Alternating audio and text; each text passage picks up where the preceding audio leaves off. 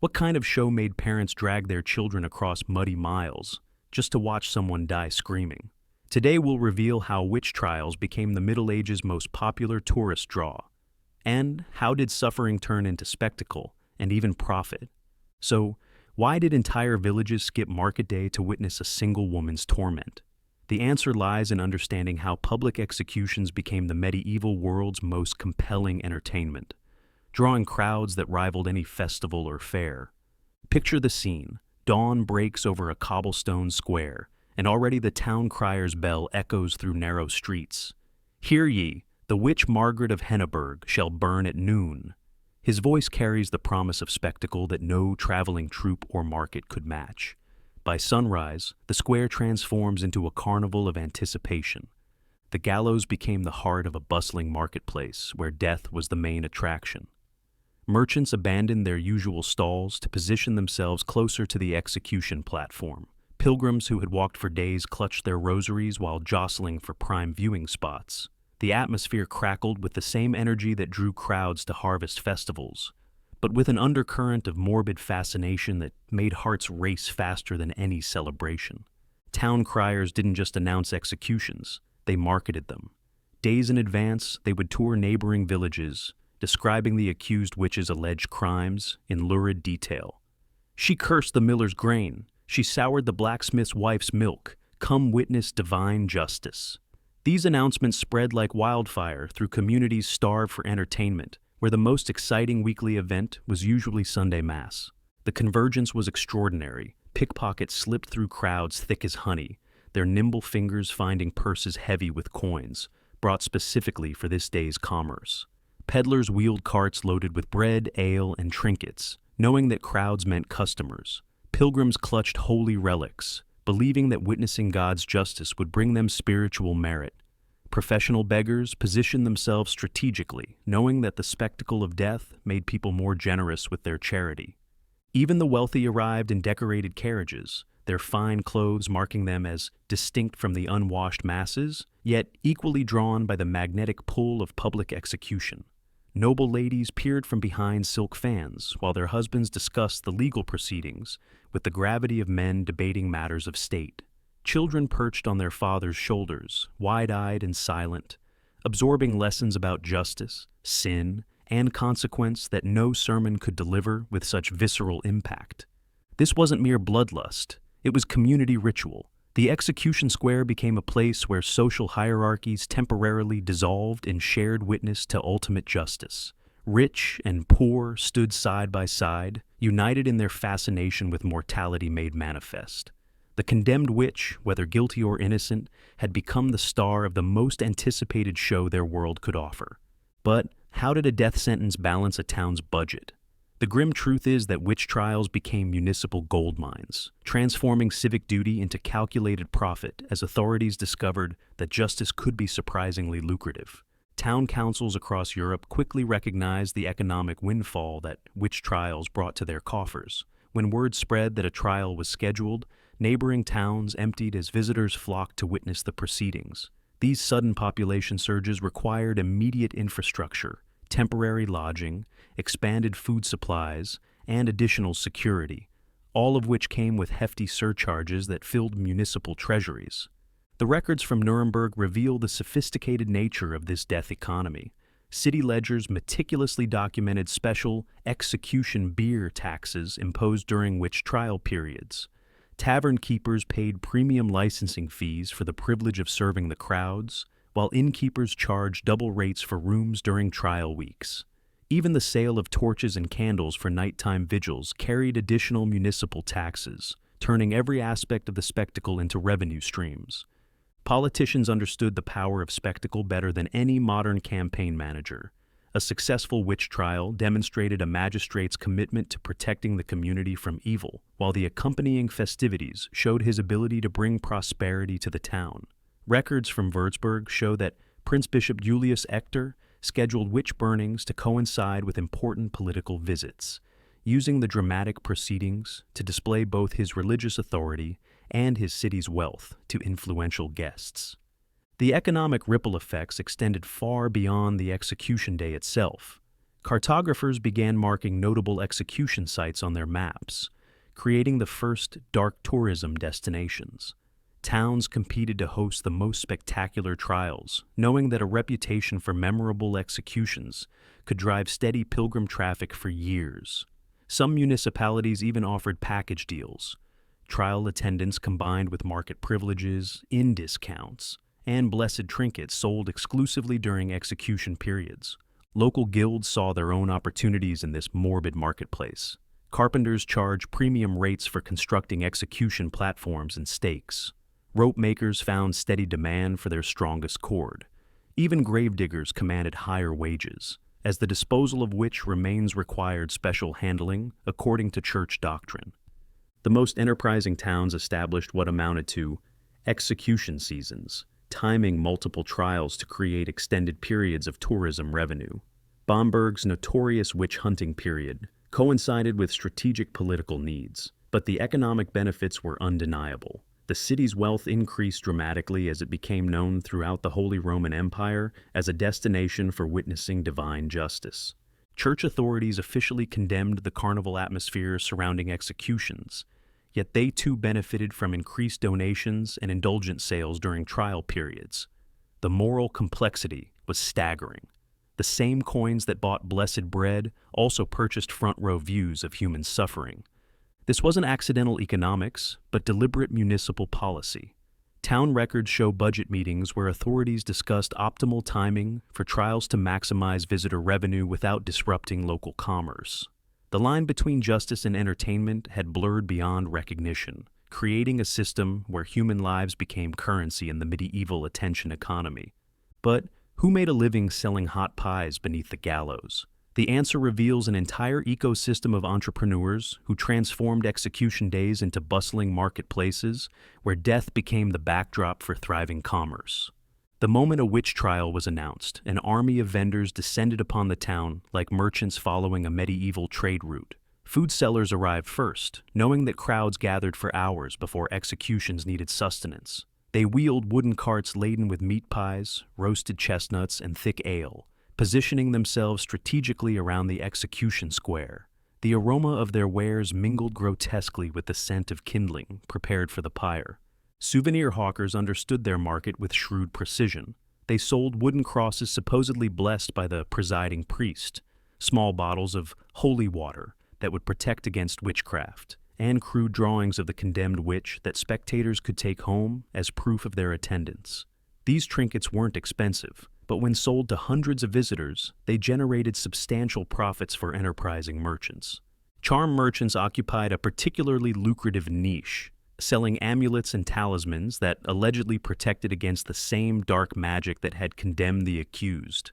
Iron nails, salt packets, and dried herbs were repackaged as protective devices, their prices inflated by the heightened fears that witch trials generated.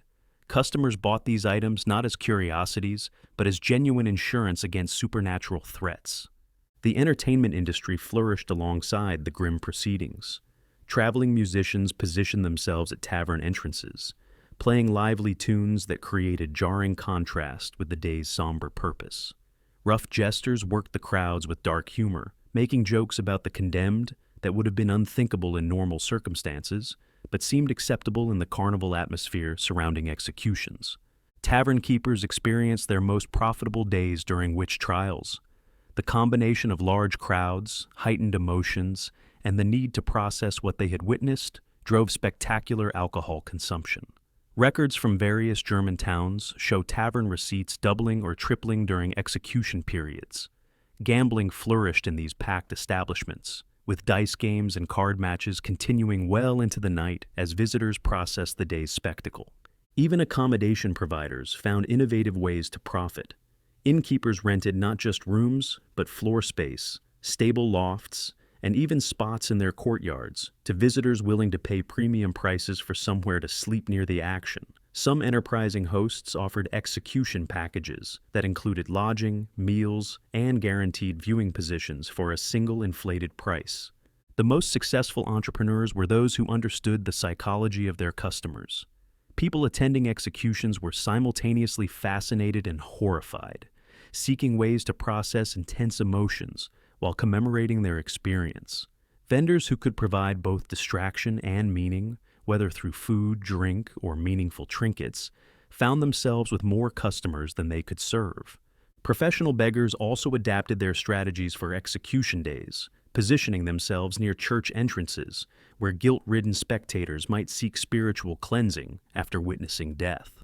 Their tales of personal hardship took on added poignancy when told to crowds already confronting human mortality. This wasn't opportunistic capitalism, but organized commerce. Successful vendors followed execution circuits, traveling from town to town like medieval touring companies. Their livelihood dependent on society's appetite for witnessing suffering transformed into spectacle. What grisly keepsakes did spectators pocket for luck? The answer unveils a thriving black market in execution remnants, where pieces of the very instruments of death became prized possessions believed to hold supernatural power. The moment flames died down, or the executioner's work was complete, a peculiar scavenging began. Spectators rushed forward to collect charred fragments from the pyre, splinters from the execution stake, and even soil stained with the condemned's blood. These weren't mere morbid curiosities. They were treasured relics believed to possess protective properties against the very witchcraft that had allegedly condemned their victims. Medieval folklore attributed remarkable powers to execution remnants. A nail from a gallows, carried in a leather pouch, supposedly protected travelers from bandits and supernatural threats. Ashes from a witch's pyre, when mixed with holy water, created potions believed to cure livestock diseases or protect homes from lightning strikes. Even rope used in hangings was carefully unraveled and sold in small segments, each piece supposedly capable of preventing nightmares or binding evil spirits. The most grotesque trade involved what vendors called witch fat, rendered flesh from burned victims that was secretly collected and sold as a cure-all remedy. Apothecaries in major cities discreetly stocked these horrific substances, marketing them to wealthy customers desperate for remedies that conventional medicine couldn't provide. A small vial could cost more than a craftsman's monthly wages, yet demand remained steady among those who believed that the fat of someone who had consorted with dark forces could cure everything from barrenness to madness. Church authorities found themselves in an impossible position regarding this relic trade.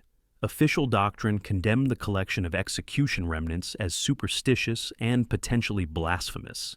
Yet many clergy members privately acknowledged that parishioners sought these items as protection against genuine spiritual threats. Some priests attempted to control the trade by blessing execution sites after use, hoping to transform any collected materials into legitimate holy relics rather than pagan talismans. The contradiction created a thriving underground economy. Professional relic hunters followed execution circuits, arriving early to establish relationships with executioners and guards who could provide access to the most valuable remnants. These entrepreneurs understood their market intimately. Urban customers wanted refined products like small vials of ash or polished bone fragments, while rural buyers preferred practical items like rope segments or iron fragments that could be incorporated into farm tools. Authentication became a serious concern as demand outstripped supply. Fraudulent vendors sold ordinary ashes as execution remnants, common rope as gallows cord, and pig fat as witch remains. The most successful dealers developed reputations for genuine products, often providing sworn testimonies from witnesses who had watched them collect specific items during particular executions. Some towns attempted to regulate this macabre commerce by selling official execution souvenirs through municipal authorities. Verified remnants carried higher prices, but offered buyers confidence that their protective talismans were authentic. These sanctioned sales added yet another revenue stream to the already profitable execution economy. The psychology behind this trade revealed medieval society's complex relationship with mortality and supernatural fear. The same crowds that cheered a witch's death simultaneously sought to harness residual power from that death for their own protection. Execution remnants represented a tangible connection to divine justice, proof that evil could be defeated and its power redirected toward protection rather than harm. This commerce in death created lasting markets that extended far beyond individual executions, establishing trade networks that connected rural execution sites with urban customers hungry for authentic supernatural protection. But how did a single broadsheet turn a village witch into Europe-wide gossip? The answer lies in understanding how the printing revolution transformed local executions into continental entertainment, creating the world's first mass media sensation around human suffering. The invention of movable type had unleashed more than just books and Bibles. It birthed an entire industry dedicated to sensationalizing witch trials for mass consumption. Cheap broadsheets, produced quickly and sold for pennies, carried lurid accounts of witch confessions across hundreds of miles. A burning in Bavaria could become dinner conversation in London within weeks, as mail coaches carried these printed sensations along established trade routes. These early publications weren't dry legal documents, but carefully crafted entertainment designed to thrill readers. Woodcut illustrations depicted accused witches in dramatic poses, flying through storm clouds, consorting with horned devils, or writhing in flames as divine justice consumed them. The artists who created these images understood their audience's appetite for the macabre, emphasizing twisted expressions, supernatural elements, and graphic depictions of punishment that made each broadsheet a visual spectacle. Publishers discovered that witch trial accounts sold better than any other content, except perhaps news of wars or royal scandals. The formula proved irresistible. Ordinary people transformed into monsters, detailed confessions of impossible crimes, and ultimate justice delivered through spectacular punishment. Printing houses in major cities established networks of correspondents who attended trials specifically to gather material for these publications. The most successful broadsheets combined factual trial proceedings with embellished details that heightened dramatic impact. A simple confession of cursing a neighbor's cow became an elaborate tale of midnight rituals and demonic contracts. Ordinary village disputes were reframed as cosmic battles between good and evil, with the execution representing divine intervention in human affairs. Mail coach routes became the arteries through which these stories traveled, creating Europe's first truly international media network. Innkeepers along major roads stocked the latest witch trial broadsheets alongside local news, understanding that travelers crave sensational stories to share at their destinations. A merchant arriving from Frankfurt might carry accounts of spectacular burnings that became the talk of taverns across the Rhine Valley. The parallel to modern viral crime podcasts is striking. Just as today's audiences consume detailed accounts of murder trials and mysterious disappearances, medieval readers devoured every detail of witch confessions and execution descriptions. Both phenomena tap into the same human fascination with evil, justice, and the thin line between ordinary life and extraordinary horror. Publishers began serializing particularly notorious cases, releasing multiple broadsheets that followed a witch trial from initial accusations through final execution.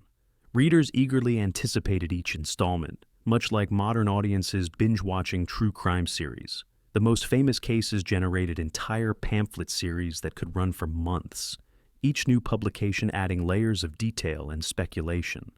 Literacy rates may have been low, but these publications reached illiterate audiences through public readings in taverns and marketplaces.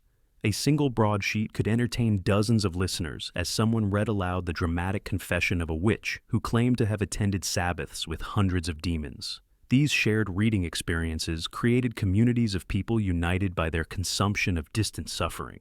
The economic impact extended beyond publishing houses to include the entire distribution network. Peddlers carried broadsheets alongside other wares, understanding that sensational witch trial accounts were among their most reliable sellers. Even in remote villages, people eagerly purchased accounts of trials from distant cities, creating a truly continental market for these stories of supernatural crime and divine punishment. Which Rhine towns offered witch-burning weekends, complete with tavern coupons? The answer reveals how medieval entrepreneurs packaged execution tourism into organized travel experiences that would make modern tour operators envious. By the late 16th century, enterprising innkeepers and travel guides had recognized the commercial potential of witch trial circuits. Letters preserved in Flemish archives detail merchants planning elaborate multi-trial trips, scheduling their journeys to coincide with executions in Würzburg, then traveling to Bamberg for additional spectacles, before concluding their macabre tour in Cologne. These weren't spontaneous pilgrimages, but carefully orchestrated travel experiences designed to maximize both spiritual and entertainment value.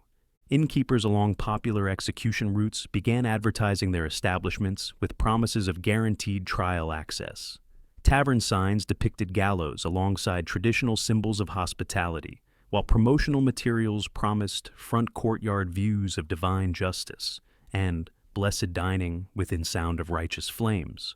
Some establishments offered package deals that included lodging, meals, and reserved standing positions during executions, marketed as complete spiritual and entertainment experiences. The innovation extended to official travel documentation. Pilgrim badges, traditionally stamped with religious symbols, began featuring gallows motifs and execution dates. These served both as proof of attendance and as protective talismans, combining the practical needs of medieval travel with the supernatural beliefs surrounding witch executions. Collectors traded these badges like modern tourists collect passport stamps, building portfolios that documented their witness to divine justice across multiple jurisdictions. Early travel guides began incorporating execution calendars alongside traditional pilgrimage routes and market schedules. A merchant planning business travel could consult printed guides that listed notable burnings worth the detour, complete with recommendations for lodging and local specialties. These publications treated witch trials as cultural attractions, equivalent to famous cathedrals or miracle-working shrines. Professional tour coordinators emerged to serve wealthy clients seeking comprehensive execution experiences. These guides offered expertise in trial procedures, introductions to local officials, and guaranteed access to restricted viewing areas. For substantial fees, they could arrange meetings with executioners, private viewings of torture devices, and even brief conversations with condemned prisoners before their final moments. The most sophisticated operations resembled modern tourism packages. Rhine Valley establishments created witch-burning weekends that combined multiple trials with luxury accommodations and exclusive dining experiences. Wealthy visitors could enjoy fine wines while watching human beings burn, the juxtaposition seemingly causing no moral discomfort to either hosts or guests. Transportation infrastructure adapted to serve this grim tourism. Special coach services operated during execution seasons, offering direct routes between major witch hunting centers. These carriages carried mixed loads of genuine pilgrims, curious tourists, and merchants eager to profit from the crowds that executions inevitably attracted. Letters between German noble families revealed the social aspects of execution tourism. Aristocrats planned group trips to particularly notorious trials, treating them as opportunities for both spiritual edification and social networking. The spectacle of death became a backdrop for political discussions, marriage negotiations, and business arrangements conducted among the elite classes. Some regions developed reputations for particularly spectacular executions, becoming destination brands in the medieval tourism economy. Würzburg promoted its efficient trials and elaborate execution ceremonies, while Bamberg emphasized the theological expertise of its inquisitors and the certainty of securing genuine confessions. Towns competed to offer the most memorable execution experiences, understanding that reputation could drive tourist revenue for years. The infrastructure supporting this industry included specialized craftsmen who created portable viewing platforms for wealthy visitors, caterers who provided refined dining experiences during executions, and even musicians who performed between proceedings. These services transformed simple legal procedures into elaborate theatrical productions designed to satisfy the appetites of paying customers, traveling substantial distances specifically to witness human suffering, transformed into spectacular entertainment. But why do we still queue for Salem selfies and Pendle Hill ghost walks? The connection between medieval gallows crowds and modern dark tourism reveals an uncomfortable continuity in humanity's relationship with commercialized suffering. Salem, Massachusetts, attracts over 1 million visitors annually to its witch trial museums and memorial sites. Würzburg's old execution grounds now host guided tours that retrace the steps of Prince Bishop Julius Ector's victims. The same human impulses that once drew crowds to medieval pyres now fuel a billion-dollar industry built around sites of historical tragedy and supernatural folklore. Modern witch tourism operates with sophisticated marketing that medieval entrepreneurs could never have imagined, yet the fundamental appeal remains unchanged. Visitors seek authentic encounters with evil, justice, and mortality, the same psychological needs that once filled execution squares across Europe. Today's tourists photograph themselves at gallows sites and purchase mass-produced replicas of medieval torture devices, their behavior differing only in technology from spectators who once collected ashes from witch pyres. The ethical debates surrounding this industry echo medieval church concerns about profiting from human suffering. Critics argue that transforming sites of historical injustice into entertainment venues dishonors the victims and trivializes genuine tragedy. Museum curators and tour operators counter that education and remembrance justify commercial activities, yet visitor behavior often suggests that entertainment value outweighs historical reflection. Netflix series about witchcraft and true crime podcasts examining historical trials have created new audiences hungry for witch-related content. These modern media formats serve the same function as medieval broadsheets, transforming local tragedies into global entertainment while generating substantial profits for producers and platforms. The technology has evolved dramatically, but the appetite for consuming other people's suffering through mass media remains remarkably consistent. Social media has added layers of complexity that medieval society never faced. Visitors to witch trial sites now document their experiences through selfies and posts that transform personal encounters with historical tragedy into social currency. The act of witnessing suffering, once confined to physical presence at executions, has become a shareable commodity that extends the commercial value of dark tourism far beyond the original sites. The most successful modern witch tourism destinations understand their visitors' desire for authenticity combined with entertainment. Salem offers historically accurate museums, alongside ghost tours that blend fact with fiction. Pendle Hill provides serious historical education while marketing supernatural experiences that appeal to believers in contemporary witchcraft. This balance mirrors medieval authorities who combine genuine legal proceedings with carnival atmospheres designed to maximize public engagement and economic benefit. The global reach of modern dark tourism would astound medieval entrepreneurs. A witch trial site in rural Germany now attracts visitors from Asia and America, connected through internet marketing and international travel infrastructure that makes medieval trade routes seem primitive by comparison. Yet the fundamental transaction remains unchanged. People paying money to experience proximity to historical suffering and supernatural beliefs. The psychological appeal bridges centuries of human experience. Medieval spectators and modern tourists both seek encounters with evil that confirm their own moral superiority, while providing thrilling proximity to forces they fear and don't understand. Whether clutching medieval holy relics or posting Instagram photos at execution sites, people continue transforming encounters with suffering into personal protection, social status, and memorable experiences. So, from roadside gallows to selfie sticks, our appetite for other people's agony hasn't withered, only rebranded. When does remembering become consuming? Subscribe for more untold histories that mirror our darkest impulses.